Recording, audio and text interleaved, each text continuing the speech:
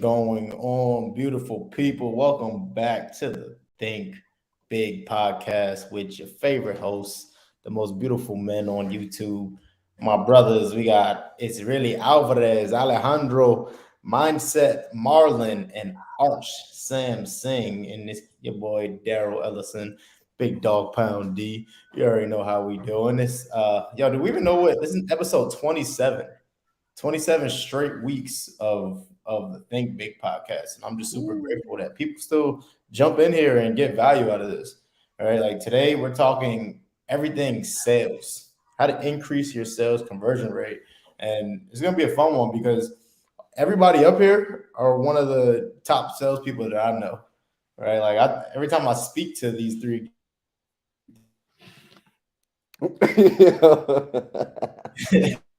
they may not even notice muscle mindset Marlon, Triple M. I like that. I like that. But look, these three guys, I learned so much from them about sales. Obviously, I talk about sales all the time, so we're in for a treat tonight. The last sales training, we literally had to take off of YouTube and Facebook because just gave away too much sauce. I got too carried away. But today, I wanted to talk about something specific, right? I wanted to talk about keeping control of the conversation, right? Having control of the conversation and, using certain techniques that help push the seller. Is my internet acting up? I see. Bro, you all good, dog. You straight. Sure, man. Hey, Looking Josh. brand new, bro. Jalen in the comments talking shit. You good for now, man. but yo, we have so many sellers. They get on these phone calls with you and they think that they're the pretty girl. They think that they're the hot one at school that everybody's asking to prom. And that's because it's true, right? All these other wholesalers, they're calling these sellers, making them feel like they're super popular. And if you just follow that, like if you just follow what they are trying to do by keeping control of the conversation, you're going to put yourself in that same box as every other wholesaler. And I know one thing about me, like one thing that I preach is getting yourself out of that box, right? Every single time you get on a call, these sellers, they talk to so many people. They have thousands, hundreds of people calling them on a weekly basis, right? Especially if you're in a major market. Like I know we work in major markets. We work in Florida, Texas, right? And these people are getting calls every single day. And one thing that you need to be able to do is separate yourself from them. And it only makes sense, right? Like I've talked about it before where wholesaling, real estate sales, real estate wholesaling is one of the only industries where the seller feels like they have all the power and they feel like they're in control. And that's one thing that you guys have to remember, right? Like as the buyer, as the person who actually has the money, even if you don't have the money, your partner has the money, your actual buyer, they have the money, right? You need to realize that you call the shots. You're the one that's in control. Because if you don't like how this person's speaking to you, if you don't like how this person works, you do not need to choose. You could choose to not work with them. You could choose to go work with somebody else because there's millions of houses in the world, right? Millions of houses in the United States that people will want to sell. A good amount of people will need to sell. They not even that they just want to, they need to sell. And you don't need to put up with the shenanigans that these sellers like to make you deal with, right? Like asking you questions like, what's your offer? What's your company name? Blah, blah, blah. What's your social security number? Who's this? Who's that? Right? Like just asking you all these questions when you're the one that needs to be in control. So the question, like the main question is how do we keep control? How do we stay in control of these conversations? And why is that so important? Right? Like I know I'll answer the second question first. Well, why it's so important is because you cannot possibly like so look, if you don't have your sales system, if you don't control the conversation, you're going to allow the seller to do that. And what the seller is going to do if they're controlling the conversation is they're going to get as much information from you. And then they're just going to take all your information, take your offer number, take your company name, take your website down. And they're going to say, okay, great. Thanks for the information. Thanks for the free education. right? They now know how much their house is worth. They now know how much you're going to offer them. They now know everything. They're going to take that information they just got from you, and they're going to go share it with the next wholesaler to see if they can get a higher price, right? So it's important for you to have a sales system and for you to stay in control of every single conversation so you can do your job and get as much information from the seller without spilling all your beans. Yo, I gotta hop in on that for a second because like what Daryl's spitting right now is straight fire. And here's what people need to truly understand when it comes to this. Because when you start giving out all that information, I want to put it into a scenario that most people can understand, which is if you've ever gone out to the club, right? And you see that group of pretty girls, there's always that one dude who like he doesn't really know how to spit game, he doesn't really know how to talk to girls, but he's just out there with the credit card and he's just buying the whole round of drinks. And those girls know that this is the guy, like, yo, you know what? We're going to take him out. He's going to pay for all of our drinks. And then we're going to go find Alejandro and we're going to go find Sam Singh. And like, those are the real guys that we're going to leave with tonight. But this guy over here, he's going to pay for all the drinks. Don't be that guy on the phone. Don't be the guy that's paying for all the rounds of drinks, that's taking the girls out to dinner, but you don't get the kiss at the end of the night. That's not who you want to be. He kept it PG-13. I was really just, he said kiss at the end of the night. I'm like, you know what? He did great. That is level sponsorship or censorship right there from Mindset Marlin guys. That's special. That is actually really hard to do, man. Props to you. Very thoughtful, bro. Love that. Yeah, 100%. But I want to pass it back to Daryl because I mean this is a big point, and a lot of people lose control in the sales conversation. They lose control because they're not, to Daryl's point, they're not framing their purpose. They're not framing the status and the value that they even bring. And it's like, me and Daryl, we talk about this all the time with like the doctor analogy, so I'm gonna bring it back to Daryl because today's his show, but like I'm gonna be jumping in every now and then because I love this conversation, bro. I love this conversation. Let's go, bro. I love that. Let's go, man. So yeah, and that's exactly what I was getting at, right? Like to your point, the doctor analogy, the whole premise behind that is that, that allows you to stay in control, right? Asking questions, right? The person, right? So if a seller keeps asking you like, well, what's your offer? What's this? What's that? And you're just answering. Now, not in control of the conversation, because what's going to happen? As soon as you answer their question, they're going to just spit out another question. You're going to spit out another question. They may not even be processing the information that you're giving them. They just hear that dead space, and you're just allowing them to continue to control the conversation by asking questions. So how do we get around that? And that's by asking them questions, right? So like, have you ever heard answer a question with the question, right? Like in sales, every single time you're supposed to answer a question with the question. I actually just seen Steve Trang post a video about this, about the right way to do it, right? And that's something that's been like heavy on one thing that I talk about when you overcome these objections is if somebody asks you a question, right? Say they say, what's your company name? And your immediate answer, like all you hear is, okay, I need to answer a question with a question, right? So somebody says, what's your company name? And let's say I'll just respond, what makes you want to know that? Right? That just sounds sketchy, right? Like that just sounds like super sketchy, right? So yes, you want to say answer your question with a question, but there's a way you have to actually validate their question first, right? So we use something called validate question, right? So we always want to validate their question and then follow up with another question of our own, which is how we take back control of this conversation, right? So if somebody says, okay, what's your company name? Great question. What makes you ask that? Right? We have multiple LLCs. Just curious, what makes you bring that up? Right? I'm validating their question, and then I'm asking another question, which makes it sound less sketchy. Right? What's up, Alejandro? You don't gotta raise your hand, dog. Just jump up in here, dog. I just wanted to touch on that because that was something big in my acquisition company. I was like, hey, they're asking for a company's name. What do we do? So I use this tactic where I shut it down and I move forward with something else. So I've used your tactic as well, depending on the seller I'm talking to. But what that also does, Derek, is it makes it keeps the conversation going based off your company. I don't want that. I want to shut it down. Let's move on to the next thing. So what I do in those situations, like, hey, we're privately owned. We buy properties under multiple different LLC. But if you're looking for a company, you can reach out to a realtor. Do you much rather work with a realtor instead? I can guide you to one. Oh, no problem. Okay, great. And then we move on to something else. So what that does is shuts down that whole conversation by bringing in something negative, a negative outcome that they don't want to work with. I already know they don't want to work with a realtor.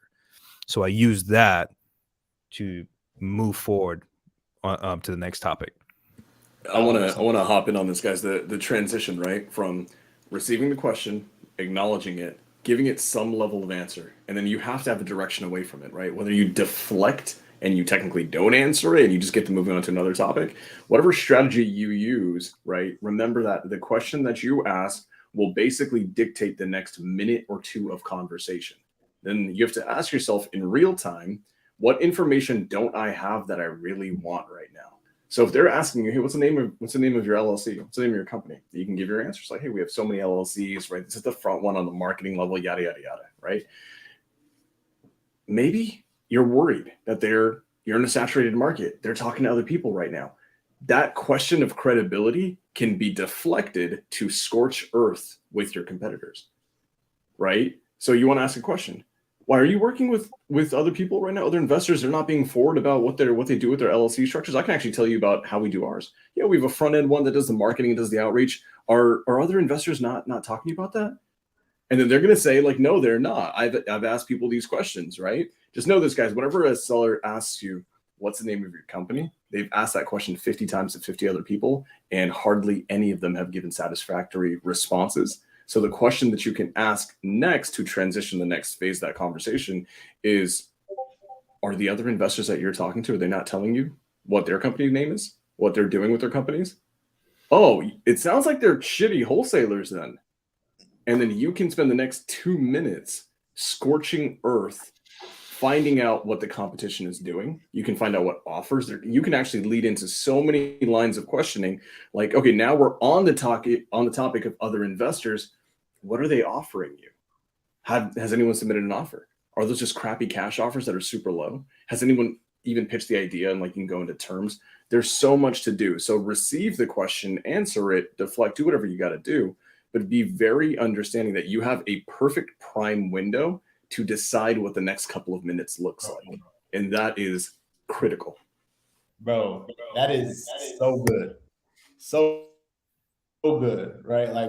So I was just talking about that with my acquisitions team, right? Like every time you overcome an objection, every single time you overcome an objection, you need to be asking a question, right? Now, based on where you're at in the conversation, that question should be leading. So like for instance, today, I locked up a deal today in Jacksonville, right? So the seller, yeah, I'm back on the phones, bro. I was just telling Marlon, I'm like every 7 conversations, I get a contract locked up. Like it's bro. No, I had that reaction. I'm like, dude, it's in Jacksonville, and you're not selling it to me. What the hell? I literally just got locked up like 30 minutes ago. Okay, right? all right, fine. I'll give you a grace period, but I need that deal. But what happened was, listen to what happened, bro. Listen how I overcame the objection. She had an objection about how much probate was going to cost, right? And she's like, "That's the only thing. I just need to know how much it's going to cost." Blah blah blah. I'm like, "Okay, cool. So if that's it, if I can show you that this is going to be under a certain amount of money, are you ready to move forward?" She's like, "Yeah." I'm like, "Perfect." So I show her. I literally Googled how much is average probate in Jacksonville, Florida. It said $1,200. So I'm like, okay, saying it's going to be around like $1,200 to $2,000 on here. She's like, oh, that's not anything. I'm like, okay, great. So we overcame the objection. My very next question. So where should I send this contract to? Where should I send this agreement to? And she gave me her email. And next thing you know, she signed the agreement before we even were done reading it, right? Because that follow-up question that I asked was asking for the sale, right? I realized in this situation, I knew that I had enough information that I needed to get, and then I asked for the sale, right? So many people do not, and you overcome all these objections, and you stay in control of the conversation, but you're not asking for the sale, right? So what you just said is important. It's so important, Sam. That question that you ask that's going to keep you in control is so critical because it lets you know what's going to be happening your next 2 to 5 minutes on this phone call. Well, I think people forget that when they're having conversations, they think it's all about like having the gift of gab. They think negotiating is the person that, is a natural extroverted, talkative person. Funny enough, we actually find that introverted people and analytical types end up being better negotiators because, one, they're able to listen better and they typically ask better questions, right? Like the introverted person typically asks better questions. So if you're an introverted person and you're watching this and you're feeling like, man, I'm not going to be able to be as good as these guys on the phone, you're probably going to be better than us on the phone, right? You'll actually probably be better at this business than the rest of us because the person that talks too much on the phone is actually losing, right? The quieter person, the person that can keep their mouth shut is going to be the person that makes more money. So to Daryl's point, to Sam's point, when you start asking questions, this is how you direct someone's focus and you direct somebody's attention. It's through question asking. Because then naturally they are going to be the ones who turn. And you're not telling them, look at this. You're asking them a question that causes them to look where you need them to look.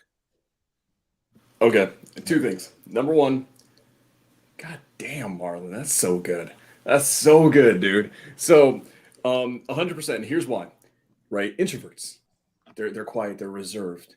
They do a better job of checking the boxes. They know what they don't have. They know what they need to move on, move the deal forward, move the lead forward. And so in their minds, they know that, hey, I need to know the PITI. I need to know what the motivation is. I need to know X, Y, Z. I've got a checklist of things that I need to get done so I can get the hell off this phone call because I'm an introvert and I don't like phone calls. So introverts actually crush it for that reason. The problem with us extroverts is that we just like talking. And we will talk and talk and talk. And it's something that I had to rewire my brain, which is so critical. But Daryl, there's something that you said that's phenomenal. And I think you use the wrong framing here. And you said, ask for the close. Bro, you assumed the close. You said, where do I send the contract? And that's powerful. So another thing that's really important, I want to go into a little bit of higher level stuff with what you did there. I want to go into this thing about labeling, right? We talk about labeling motivation, labeling pain, right? But let's also label what money is used for. They don't want $1,200 as a bonus. They need that $1,200, right, to get the probate done. So when we're dealing with like a probate scenario and they need $1,200 to be able to get the probate done, what you should do in your level of negotiating is maybe you buffer your purchase price by an extra $1,200. That's a small thing, guys. Is that really going to kill your deal in your MAO? Hell no, it ain't. $1,200 is not. It's not going to make or break anything, right? But the reality is, if they tell you, hey, I need this $1,200 for probate, you can label that and use it as a negotiating factor and saying, I'm the investor that's going to pay for your probate. You're going to pay for it on the front end, but I'm going to reimburse you because I'm going to go ahead and crush it on the back end with you, and I'm going to give it to you, right? I'm going to give you the bonus that none of the other investors will. That is a powerful, just by slapping that label on it, by servicing a need they have, you can close that so much quicker. It's freaking genius. Bro, it's crazy because that's exactly what I did. So my offer originally was $37,000. And that's what we came up. We came up to 40, right? Like 40 was my MAO. And that's what I told her. I'm like, okay, so we can, take care of this probate pretty much coming up to this price, right? Would you take the 40? Well, we're saying being that, probate is this, right? She said, would you come up to 40K? And I'm like, I gotta see. I went back to my underwriter. My underwriter was the first person I seen in my office, in my virtual office today. And I'm like, let me go back to Isaiah and see what he can. Like, Isaiah works for me. I'm like, let me go back to Isaiah and see what Isaiah can improve me for on this, right? Because we never want to be the bad guy, But that, to your point, exactly, Sam, 1,000%. We're paying the closing costs. That's the only time like these benefits come out, right? Like when we're facing objections, we use them as negotiation points, right? And I even told her that, like, as we're going through the contract, to make her feel even more comfortable, I'm like, look, like in most deals, most cases, we split closing costs. right? But on this deal for closing costs, we're gonna pay any fees that come in through title. So yeah, 1,000%. It's so 1,000%. critical, you know, in my company in Arch on the direct to seller side, we're really kind of hammering this again, and I'm like emphasizing this to my acquisition guys, and that is the idea that hey, like when you walk through a contract, right? When we're walking them through a contract and we pick out who pays closing costs, you guys, we all use this. I'm sure we all here use the same creative financing contract, and you guys know where we pick out the closing costs, right? Buyer will pay transfer fees, HOA fees, right? Title company fees, all that kind of good stuff. When we're walking the seller through that contract, we hit that again and again and again, right? Even though we've said it, like, hey, we're going to pay your closing costs. No, when we're signing it, they're about to go for the close, they're about to assume the close, we hit it again and again. In a normal transaction, right, you're going to pay 50% of the closing costs. Not with us. We're going to pay all of your HOA fees. We're going to pay your transfer fees. We're going to pay your closing costs to the title company. And we're just like, at this point, this is how you don't just assume the close. You put the nail in the coffin by doing this type of stuff. Last thing I want to hit on this, you know, little kind of this deal that Daryl just locked up. He talked about something really powerful, and he just kind of skated over it, and it's because he's an amazing closer. He's so high level. He basically used in sales what's known as an if-then sequence or an if-then setup. If I can pay for your probate, right? It costs $1,200. If I can pay for that, right? Then are you ready to sign? If then statements are so powerful because what they do is they get buy-in from your seller. If I can give you this, if I can work with your 30-day time frame, right? Can you give me X, whatever you want to negotiate, whatever you want. If then statements, someone taught me this. If then statements are perfect for getting what you want in negotiations. If I can give you 30 days, if I can give you the probate cost, right? If I can boost the purchase price by $1,500, $1,200, then can you work with me on the interest rate? Then can you XYZ? Then are you ready to sign? If then statements, guys, are critical in all of sales, in my opinion. Damn, this is good. This is some good stuff, bro. You know what it is too? It's like, I don't want to highlight this. The reason those if then statements work so well is because what they present. Ultimately, we're talking about giving before we ask for something in return. And this triggers reciprocity. And a lot of people struggle when they're trying to do this because they know what they want in their mind. I want the contract. I want the deal. I want the sale, whatever it may be. So they're typically trying to get first, and then they will, hey, I'll give the product afterwards. But we have to figure out how to give value so then we can receive value. So when we do those if then statements, right? If I give you this, will you give me that? We're able to give them first. And ultimately, this is something that's really, really cool here. When we start having these conversations with people and we're talking about controlling the conversation, typically, and Daryl, you and I were talking about this, we want to put the seller in a position where they feel an advantage. They feel like they're winning. So very much like how Sam and Daryl are saying that they will emphasize the fact that they're covering closing costs. Something I do with sellers, I even do it with my contractors, is I will often say when they're trying to come back at me with price, and I'm still in the green, you know, like we need the property at $50,000, we're at 45, and they're saying like, well, can you do 47? Something I like to do, and I've learned to do this, is I'll say, well, listen, the company we can't go higher than 45. Like my underwriters already yelled at me, like the manager, the money man on the team has already like cut it. I had a fight to get you 45. But look, if we can get you 46, right? And the way I'm going to do this is I'm going to just reach into my pocket and I'm going to add that additional $1,000 on top. So don't even worry about that. I'll take care of that because I want to make sure that you're taken care of. If we can do 46 by me, I'm going to cut myself out of this deal so that you're taken care of. Can we move forward? You know, because I want to see this. I want to see you get taken care of. And this company is a great company. I want to see you get taken care of. So if we can make it 46, can we get this signed today? Can we move forward today? Bro, every time I say that, man, it's like literally like every single time. They're always like, do you do that for me? Of course I would. And it's true. It is coming out of my pocket. Because that was my guys, oh my God. God dang it, guys. That's what happens when you get foreclosures on the screen together. Man. So I want to highlight something you did, right? Probably my all-time favorite strategy in sales is deflection of blame. I think deflection of blame is so critical. You blame the underwriters, you blame the partners, right? In my business, we do that, but we also blame the arbitrary third party, and that is the almighty business calculator. Hey, whether I give you 500 or 250, I mean, it's relevant to me, right? I just need the underwriter. He's just going to go off the business calculator. As long as the calculator says yes, they can do it. It's just the way it works, right? They're running a business, right? Deflect blame to an arbitrary third party. But the fact that you're like, hey, I may be able to make that work. But I'm gonna be completely honest with you, right? I don't do this very often. I can right now. I think I'm in a position to be able to do this. I'm gonna let it come out of my commission. And then every time, what happens? They're like, oh my God, I don't want you to do that. No, or you do that for me. They start feeling bad. When they feel bad, guys, they're on the hook. They are on the hook. And it does a couple things for you. You are no longer a sleazy salesman, because no sleazy salesman will, like, and if you're going to emphasize it, like, go ham and emphasize it. Yeah, hey, the underwriter needs to get paid, right? The company needs to get paid, right? Whoever has wiggle room here is me. I care about right now. I'm in a point in my career where I actually care about sticking to getting the deals done that I say that I'm going to get done. And if I have to lose a couple $100, if I have to lose a couple thousand just to get this one done, it's okay. There's always going to be another deal.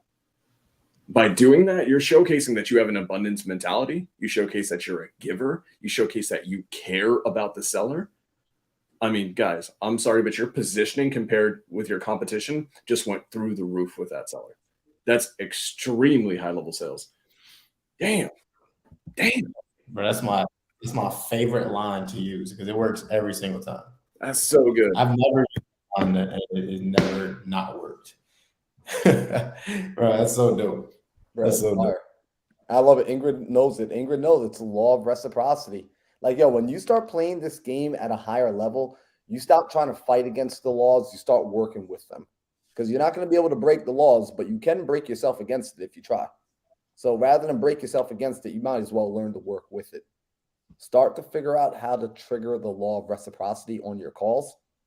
Give value, be of value, and keep the conversation under your control. Like, Daryl emphasizes that so much, and I watch Daryl have these conversations. And real quick, I got to ask, Daryl, when you're having these conversations, because I think people, they get it theoretically, but then what happens when they are off on their own and they're making these phone calls, they get to a point in the conversation where maybe the conversation gets uncomfortable. Is that normal? Do you ever feel uncomfortable or tension in the conversation, or does that just not happen? Or all your phone calls just easy, smooth sailing, like the buyers just lay over on their back for you? Like, yeah, I want to know. Hell no, bro.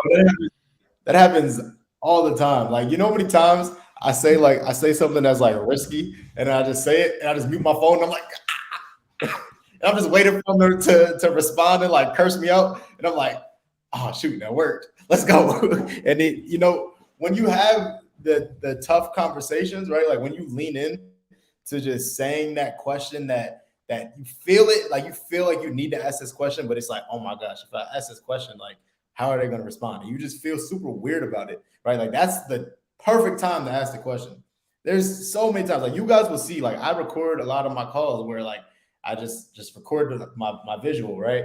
And when I ask a question, like a tough question, like I'll just make a weird face. I'm just like, I'm just waiting for it. I'm just waiting for it. Like, bro, I think people need to know that, right? Because that's one of the things. And I think that's why most people back off from, like, they listen to us. Like, they are listening right now. People are gaining wisdom and value and understanding what needs to be said. But then later today, later tomorrow, when they go and they pick up the phone, what's going to happen? I want y'all to anticipate this. When you pick up the phone tomorrow, you're going to be freaking out. You're going to be like, oh, I'm really supposed to say this right now? I'm supposed to ask this question? I'm supposed to control this conversation? Like, you're thinking that in the back of your mind, you're like, somehow the seller knows what I'm about to do. He knows what I'm trying, right? Yeah. They don't know what you know. They are not in your head, but you're in your own head. And you stay in your head, you end up dead. So you got to take action. You have to do it. And I appreciate that Daryl's sharing that, like, yo, it's an uncomfortable feeling. And that feeling doesn't really ever go away. At least it hasn't gone away from me either. Like, every time I'm at the closing table, it's an uncomfortable feeling, but it's that ability to be courageous, that ability to make the bold move anyway, That's what you're rewarded for. You're rewarded when you take action, regardless of that feeling coming up. Then that feeling, you start to recognize the pattern. You start to be able to recognize, oh, cool, when this feeling happens, I'm supposed to move forward. I'm supposed to say the difficult thing. All right, so I want to highlight this because this goes hand in hand with exactly what Marlon's saying. So Joel, shout out Joel for being a badass. How do you guys address the lowball and tough convo, right, without offending? So basically, how do you lowball someone, whether it's a seller or an agent, especially an agent, because agents, right, they're transactional. They'll give you pushback, right? How do you handle that? And I think one, Daryl talks about, just doing bold shit, taking risks, and sometimes those risks pay off in a huge way. Right, Daryl. I mean, there's been so many times where you just you say some crazy shit, and then you put yourself on mute, and then you just wait, and then lo and behold, you get like a 50K reduction. Right, you just shoot for it, and it happens. But here's another thing that's really important: when you go for a low ball, when you're about to insult someone, when you're about to basically say something that's going to piss somebody off, I think number one, you have to understand that on the phone, your goal should be to preserve rapport and trust. If you lose rapport and trust, you're done, in my honest opinion. So I love this line of questioning because this is actually kind of funny because Joel, being as smart as he is, he literally comes in with the answer in his next comment, and that's blame Sam. Deflection of blame, guys. It is not you, Joel, on the phone that is insulting them with this lowball offer. It's your underwriter, Sam. It's the business calculator. It's those stuffy guys in the finance department, and they're the ones who have to dictate how much money we make, right? I will go fight for you. I want you to make the most. I know that you need 50 grand in your pocket tomorrow so you can move on with the next stage of your life. I understand that. I want to help you get that. But it's all up to Sam. Deflection of blame is one of the greatest ways to have tough conversations and preserve your rapport at the same time. Daryl, what do you think? 1,000%. And I have something that we do as well. So like one thing we definitely blame somebody else. Like I say all the time, do not be the bad guy, right? Your partner can be the bad guy. Your underwriter can be the bad guy. Shit, the other wholesalers that have been talking to the seller can be the bad guy. Realtors, like anybody but you, right? So blame somebody else for one. And two, one thing, Sam, you'll know what exactly what I'm talking about. Chris Voss is my guy, right? One thing that I learned going through his reading his book is it's called an accusations audit, right? Well, it's really when you're softening the blow a little bit, and you're just telling them straight up, right? You're telling them straight up that the offer is going to be low, right? So one thing that I'll say is that first of all, the offer doesn't come from me, right? So I go back to my underwriter and I put them on hold, right? And I go back to my underwriter and I come back with an offer, right? And I'll say, I talked to my underwriter, Sam, and the offer came back higher than I was expecting, but it did still come back pretty low. And honestly, Sam, we built such a good relationship on this call. I'm scared to tell you this number. And now what Sam's going to start doing is Sam's going to be like, come on, I'm a big boy. Just give me the answer, right? Just give me the offer. What's your number? And now he's going to start asking me for my number, right? Even though I just told him that it's low. And now he's expecting the worst. He's expecting the absolute worst, right? And then I'll come back and I'll repaint the picture and I'll say, I talked to my underwriter. I told him exactly what you're looking to accomplish. Like I really fill in exactly what they said their pain was, right? This is why listening is so important, right? I told him that you were looking to get away from this and you're trying to go towards this, right? Repaint the picture. Hear myself twice, dog. Repaint the picture, right? And then I say the number, no matter how low it is, I say the number with a smile on my face and proud of that number. Yo, Marlon watched me do it the other day. Marlon, the dude was asking me for $300,000. My offer was at $202,000. Like that was my MAO. And I said that number proud with a smile on my face, no matter how low it was. And guess what? The dude ended up accepting the offer because I said it and I was proud of my offer. And I even hit him with the accusations on it. I told him how low it's going to be. So now they're expecting the absolute worst, right? And then when you give them that number, they're like, oh man, it's actually not that bad. It's actually not that bad. I want to highlight. And so sorry to cut you off, dude, but this is so important when you're when you go into that offer call, right, to make that offer, that especially that low one, right, you're going to set expectations. You're going to tell them it's going to be low, right? You're going to deflect blame to the underwriters. You're going to deflect blame. Guys, I've said it 10 times on this podcast. If you need someone to blame and you don't have an underwriter, blame Sam. Like literally blame me. Say his name is Sam. He's this annoying guy out of California. He doesn't even, we're local in your market. Sam actually works virtually from California. That's how much he doesn't care. He's not even in your neighborhood. I am. You deflect, you do all the things, but when you're about to present that offer, one amazing thing to do is that is your golden opportunity to also don't just lowball them and say 150. Say, hey, they could have given you more, but because you need us to close in 30 days, because you need us to work with a probate, because the property, I mean, like, you know, the kitchen alone is a full gut. We're going to need 10 to 15K just on the kitchen itself because we checklist, right? Like say all of those things out. And what you're doing is you're justifying the lowball offer and you're not giving it without justification. And what ends up happening is that in the seller's mind, after about a minute of you listing all the crap that you're going to do for them, 30-day close, we're paying your closing costs. You know, it'd be a different story if the bathroom was in amazing condition, but we probably have to rip the whole thing out because your husband decided to do home improvement on his own. And then you say 150 is the number. You've just preceded that offer with about a minute and a half, 2 minutes of telling them why this is actually a justifiable offer. And then your offer actually has standing now. And it's therefore it's going to be accepted way better than everyone else who does wholesale offers. They just throw out an MAL without any justification. Guys, that is, oh my God, we're giving away sales course stuff, bro. You know what's crazy? So something else I do that is involved in the justification part is, and I really enjoy doing this with cash offers because I like to think about too, like, yo, what would get me to accept a cash offer? And the truth is, it's the reason most people's cash offers get turned down isn't because the number's bad. It's because the seller has no freaking clue where you're pulling that number out of, right? It's the same way when they give you a number and you're like, man, where are you making that number up from? They are thinking the exact same thing. They just don't necessarily say it, but they're thinking the exact same. Where did that number come from? I told you I wanted 300. You're telling me 180. Where did 180 come from? So what I like to do, and I learned this from, shout out to Abraham Gray. You know, homie's been doing this for years and years and years. And he talked about the fact that he would actually just very transparently walk a person through, hey, you know, so I have your offer ready for you. And, you know, let's go through this. You told me that the kitchen is most likely, it hasn't been updated in 7 years, so it's going to need a remodel, right? Is that correct? Yeah.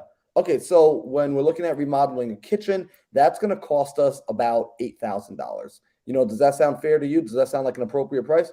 Yeah, and we're just listing retail prices to get a kitchen remodeled. So they'll agree. So great, we both just agreed on $8,000 to rehab a kitchen. All right, you said the bathroom upstairs hasn't been remodeled, but the one downstairs has. So I only need to remodel just one bathroom, right? I don't need to remodel two, just one. Awesome. So I'm looking at a $3,000 remodel for the upstairs bathroom. And I will go through item line by line on everything that they told me was wrong with the property that will need to be addressed. And I will get them to agree on what the renovations of that will be. So once we both come to an agreement and they're just saying yes, they're not doing the calculations with me. They're just like, yeah, that sounds about right. And I'm literally writing it out line by line on a sheet of paper. And at the end of that, say, okay, well, and we said that this home in this area, I mean, it's a nice area, could probably go for $400,000. So if I'm going to be taking care of closing costs when I go to sell it, you know, I'm going to be taking care of your closing costs when I sell it, my closing costs when I relist it and resell it. I'm going to be doing all of these renovations. And then, of course, I mean, if I do all this work, do you think it's fair that I make a profit for taking on the risk, buying the property, rehabbing it during a turbulent market? Well, yeah, I get it that you have to make money. Awesome. And look, I'm not trying to make a home run. I'm not trying to retire off of this property, but I do just want to be able to make sure that I can get paid. And I could also pay my workers and pay my assistant, and just everyone can take care of their families. So is it okay if we make a profit? Typically, we look just to make a 10% profit. You know, do you think it's appropriate for us to make 10% for taking on so much risk? And they say, yeah, that's no problem. Awesome. Put that number in. So when I calculate all of these numbers and I subtract it from what the home could be worth, not what it's worth in this current condition, that puts me at a price of $184,000.65. So ultimately, that's where we would be coming in with the offer.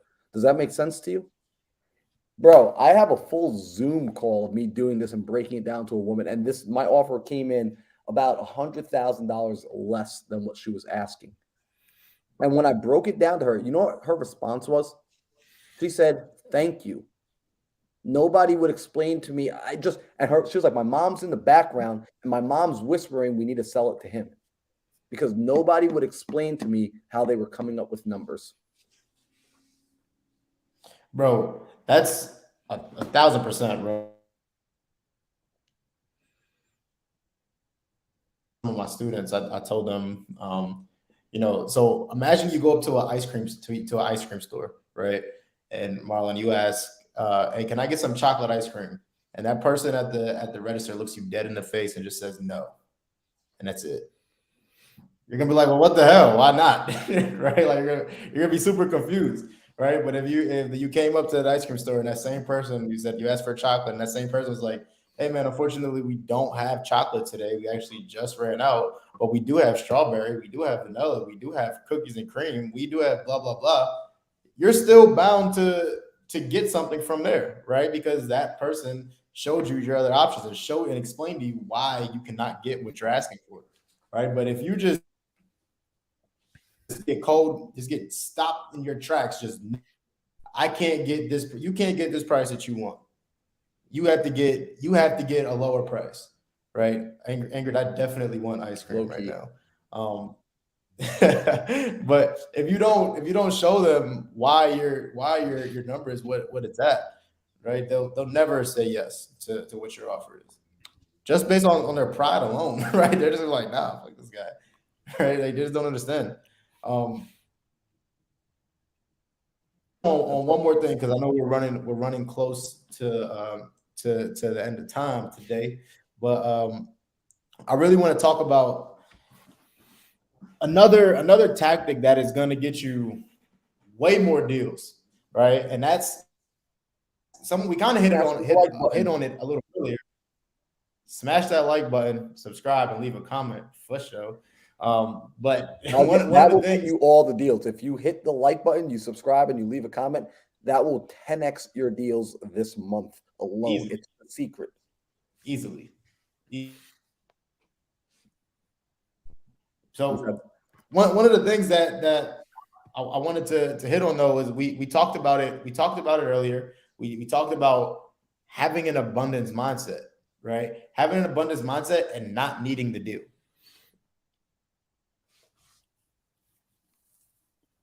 Be willing and able to walk away from any deal at any given time. Like this is one thing that people are super scared to do. They are so scared to pull away and say, hey, we're probably not a good fit, or, just be ready to walk away. Wesley said, ring that bell, and our doorbell just rang. Yeah, that was kind of crazy. Like our doorbell just started ringing. Yo, Wesley, you outside, bro? but yo, that's seriously though, like being able and willing to walk away from any deal at any time is going to get you way more deals, right? Like we have somebody right now. We have a rap buyer. I think I may have talked about this on the show before, but we have a rap buyer that we're dealing with, and he didn't pay his whole down payment at one time. He's been giving us the runaround, right? And he's finally on the final stages. He's finally on like his last amount owed, and we're gonna get this closed this week. But the way that I got him to want to move forward was I told him, hey, I'm sending over I didn't just tell him, I sent over a cancellation agreement, right? And this is already like we spent a lot of time together working on this deal. He's already deposited money, so I'm like, look, I'm tired of playing games. I sent over a cancellation agreement. I said, dude, I will give you your money back. I don't want to do this deal anymore. I'm walking away. I don't want to. I'm cool. Sent him a cancellation agreement that outlined all of that. And next thing you know, the very next day, he deposited a very big amount of money into the account, right? And he only owes a few more thousand. But like me being able to walk away and showing him that, look, I'm cool. Like I have other buyers. I don't need to go with you. It people get that fear of loss, right? And it makes them move, makes them want to move mountains. like especially like with sellers, right? When you let them know, like, hey, we have like a good amount of my calls, I start off by saying, we have about 10 deals in front of us right now that we're looking at. We can only buy 4. Right. So if you don't want to sell, like it's no big deal. It's not a big deal at all. Right. Like when somebody's giving me a hard time on the phones, I'll ask them, like, do you even want to sell this property? Because I don't need to buy your property. Right. When you operate with that mindset that you don't need to buy this property because there's 10 bajillion more properties out here that somebody who actually needs to sell their property will like be grateful that you called, and you realize that you don't need to put up with this BS because you don't need it. You have an abundance mindset. You're going to close 10 times more deals. Bro, if people could understand that part, I think that's the toughest part in all honesty. Like that's why you're still working on your first deal. If you're still out there and you're still working on getting your first deal, really what it is you're still working on that internal confidence. You're still working on flipping the switch. You're still working on believing the words that are coming out of your mouth when you speak it. Because you can clearly see that when Daryl, when Alejandro, when Sam, when they speak, it's conviction. The reason they have conviction is because they truly believe the words that are coming out of their mouth. They live in alignment. When they say, you know what, we're probably not going to be a good buyer for this, and they mean that. They're willing to walk away from the deal. That puts you in a totally different position on the phone. It puts you back into a position of power. Remember, you're the buyer.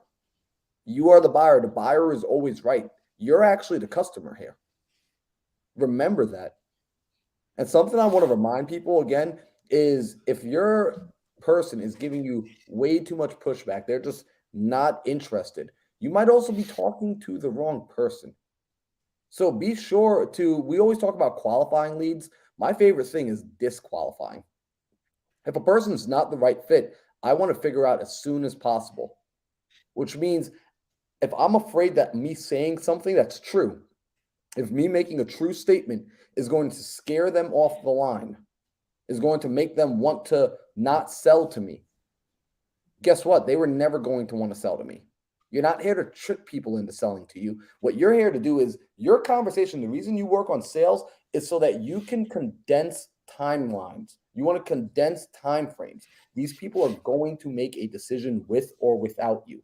Your job is to help them speed up the thought process and ultimately make the best decision for themselves, which in this case, if you're a true professional, it's going to be just doing a deal with you. Let's see what Alejandro says. How do I get the seller to buy my money with their house? I like that. I heard that very early on when I joined Sub 2. It's like the smallest sentences that can just make a nice shift in your mindset. Like, it's major.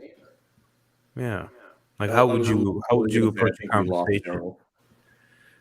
What was that, Sam? I'm sorry, bro. No, I was just about to say, I think we're losing Daryl, and he just immediately disappears.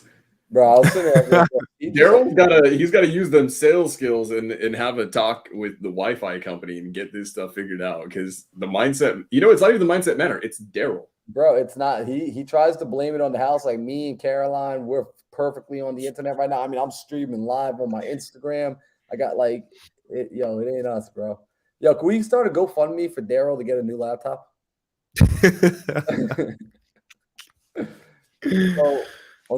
So much value today, dog. So much value. That's a fact. But yo, guys, honestly, that's going to be the thing you want to focus on. It's going to be staying in control of the conversation and truly framing your mind for these conversations. Frame yourself in preparation of having this. And the way you're doing it is, doing things like this, actually, the fact that you could be doing anything on a Tuesday evening. You could be anywhere doing anything.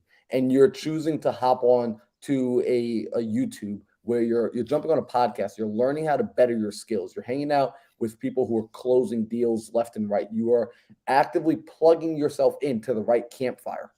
I can't stress how important that is, because ultimately what you're doing is you're demonstrating the behavior of an entrepreneur. You're demonstrating the behavior of someone who's growth-minded, of a true professional who's working at their craft.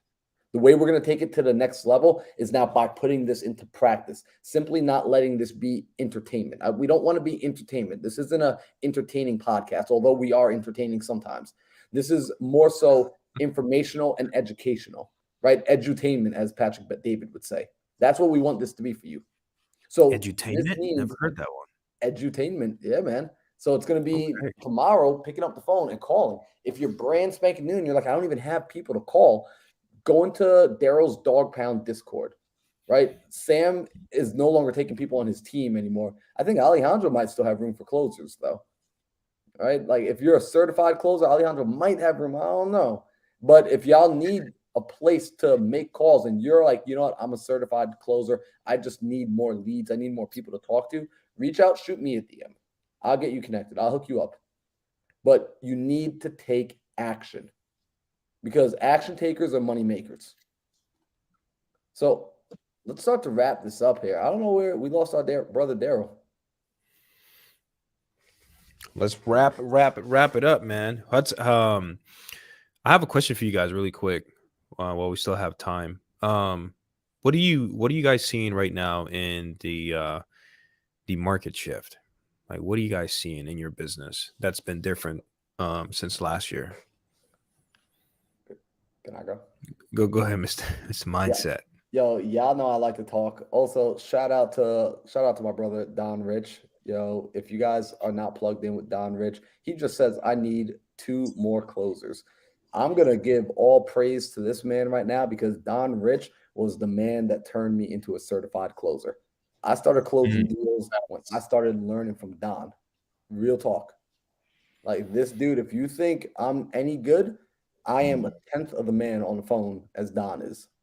So that is the highest praise I think I can give to anybody. In fact, we probably got to get him on the podcast one day to really impart some wisdom. I don't think we can afford that, dude. I don't. We would need a GoFundMe just to be able to afford Don Rich's time for 10 minutes. Trying to figure out where do I apply. Facts.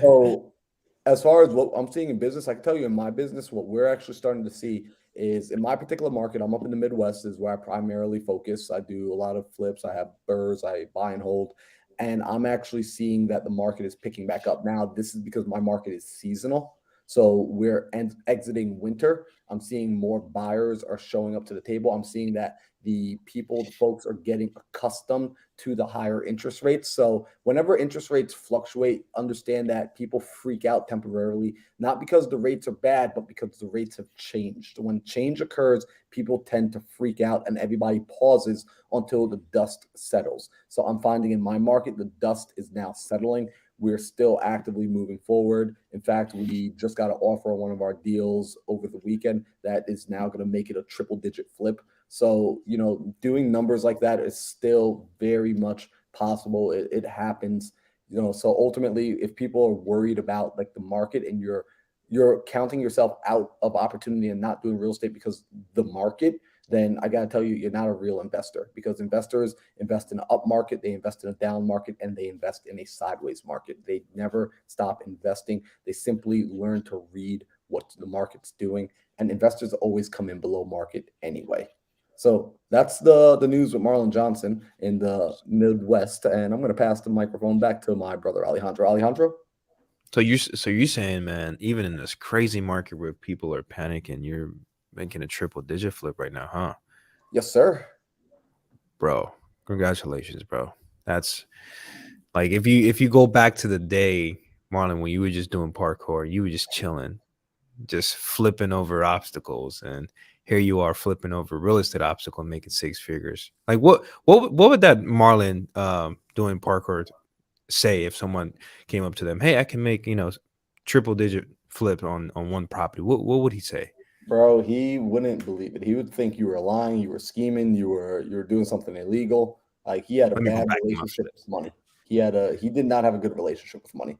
So that was a big thing that had to change with him. And now I believe in abundance.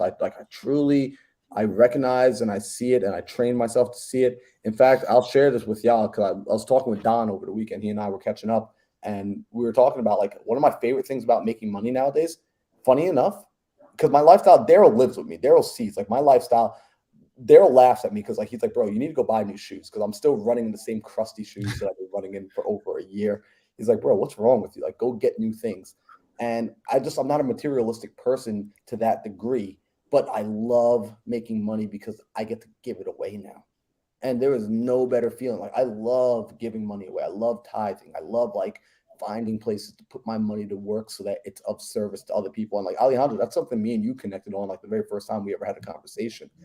So it's one of the coolest feelings in the world, I gotta say. And that was something I could never do in the past. I always wanted to do, but I was just too scared that if I gave it away, I would be down and out. Now I'm recognizing, in fact, the more I give away, the more seems to come to me. Damn, bro. I didn't say you had to come answer me with a whole bunch of fire ass quotes. I got at least 3 quotes from that one. Man, thank you for sharing that, Marlon. What about you, Sam? What are you seeing different compared to last year? Yeah, so I am in multiple markets across the country, so I get to see a lot of data on a lot of things. To Marlon's point, the Midwest is bouncing back big. The cool thing about the Midwest, if you look at Ohio and Indiana, they actually didn't get hit very hard either. Because guess what? A 5-10% drop in the marketplace and property valuations. Guys, property's worth $100,000. 5% drop is $5,000. It's not that big of a deal, right? It's marginal error in those markets. That being said, days on market, right? Ohio is a state that also freezes. Indiana freezes. There's a lot of parts of these states that are they're warming up. So inventory is not lasting very much. I'm in California. I don't market in California, but I live in California. I see what's happening a lot here. And days on market they're not as big as they were before, right? We're actually kind of pivoting a lot of things that we do in my business based on the fact that, hey, a lot of times if there's extremely healthy days on market, it means that there's not maybe a ton of opportunity for investors in that specific market in that time, right? If stuff is like being listed and flying off the shelves, then that's great, but that's great for retail sellers and retail buyers. So it's cool. I see places like California, they're bouncing back big time. Inventory is not lasting nearly as long. Midwest is pretty untouched. And I think that now seasonally, because we're exiting the freezing section of the year for a lot of the Midwest, right? It's going to pick right back up. But the 3 stable markets that I do a lot of deals in, Florida, Texas, Nevada, like Clark County, which is the Las Vegas area, in my opinion, they really didn't fluctuate too much. They had a drop in property valuation, but the reality is negotiate better. If you have your margins built into your offers, if you know this little thing that we all do called creative financing, the market, I'm sorry, guys, and I love what Marlon said. Real investors aren't affected by the market. All that changes is the method which we use to get the property, right? We're in a market that's being heavily hit. Cool. I might pivot and just do more sub 2. We're in a market where days on market are shrinking and cash is king right now. Great. I'm just going to do a ton of cash deals. So for me, I think the changes in the market, honestly, guys, you're going to make millions in any market. You'll make tens of millions in any market as long as you know how to pivot with it. So that's it, guys. I think the Midwest is relatively untouched. I think California is bouncing back. The West Coast is bouncing back.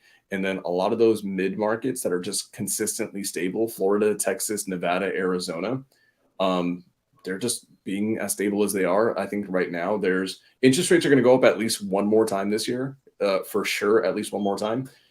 And then I think to Marlon's point, there will be about a good month of, negative hoorah in press and people are going to freak the hell out. But the reality is that people who freak the hell out about it aren't doing tons of deals.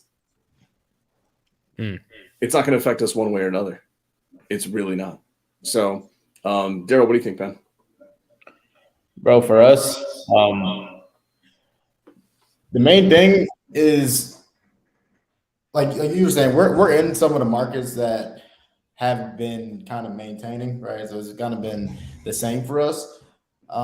We're actually doing less creative finance. It has nothing to do with the market.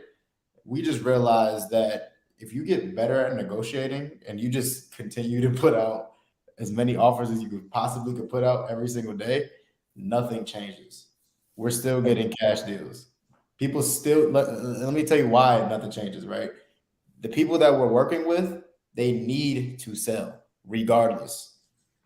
And if the market's shifting, that means everybody's numbers are different. Everybody's numbers are lower. Now you need to be a better salesperson. All right. You need to be better at sales than the next person that you are working with. And that's how you will get more deals.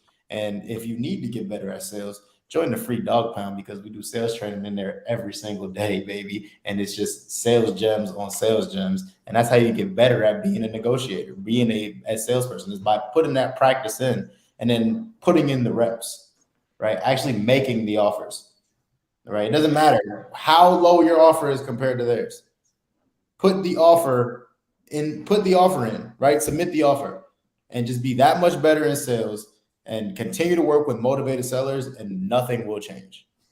Ooh, real quick, as we wrap up, because I want to wrap up on a super high note. Daryl, you want to talk about what's happening in Dog Pound? Because I think people need to know what's happening in Dog Pound this Saturday, because we're going to talk about sales. We're going to talk about some other dope stuff too. Want to lead us into that? It's exciting, bro. This is the first breaking news, bro. Oh, this Saturday. Did we come up with a time yet, Sam?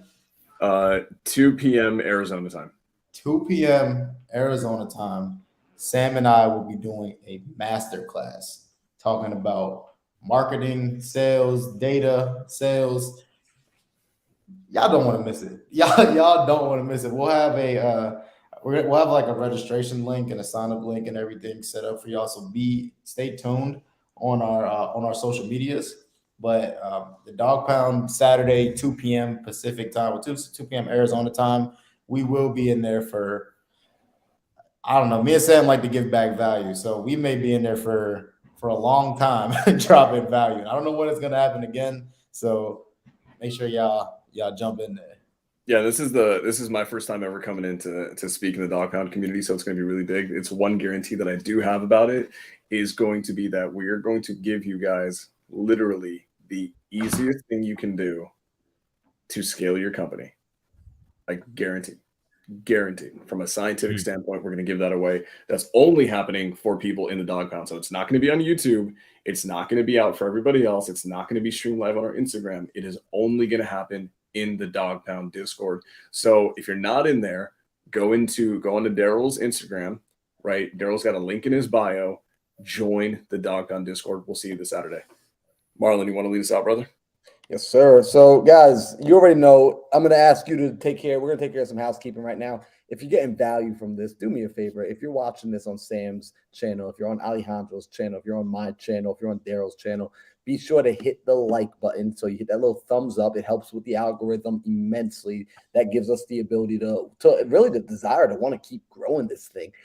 Hit that subscribe button if you're brand new here, if you're here for the first time. After you hit that subscribe button, there's a little bell next to it. So turn that notification on so you know the next time Daryl or Sam or Alejandro are going live. You will be notified immediately. You'll be notified when they drop new videos. And do me a favor, leave a comment after this video is over. And if you're getting value, share this out with a friend. Share this with your team. Make sure that your crew is watching this so that everybody levels up. You don't want to be leveling up by yourself. You need to build a community around you. If you don't have a community, plug in. Go to the Dog Pound. This is why we put it there. It costs you nothing to be in the Dog Pound right now. It costs you nothing. And trust me, we're already telling Daryl that he needs to be charging, because you have over 700 investors inside the Dog Pound. It's insane. They are actively role playing, actively trading deals, actively working things out, raising money, raising capital. So if you guys are not in the Dog Pound, I'm telling you right now, get in while it is still available. That's me giving you the best advice I possibly can. But guys, I appreciate you. Next week, we'll be back for another Tuesday of the Think Big podcast happening at 5 p.m. Arizona. Make sure you screenshot this and tag us on IG so we can say what up and stay in touch.